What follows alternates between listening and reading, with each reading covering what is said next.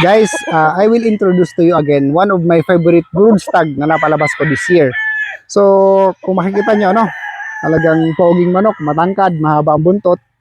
So, favorite ko siya.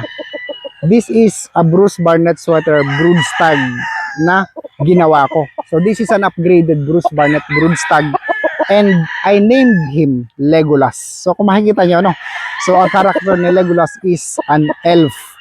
So, sa movie na nabanggit ko, halos ganito ang kulay niya, bland or very light, nag-orange and very fast, very swift and very accurate siya sa bow. So ito namang manok natin, I hope ganun din siya, and nakikita ko naman sa the way pag tinetest ko siya, okay naman. So nagre-resemble ng character, and yun nga, itong mga kapatid nito kasama sa mga pinapamigay natin, and ang ibang napili ko kasama sa mga dadalhin natin sa Expo ngayong August sa Fiestag. So abangan nyo guys, and baka ito rin dalhin ko si Legolas doon para sa mga nagre-request na maswerte makakakuha nito.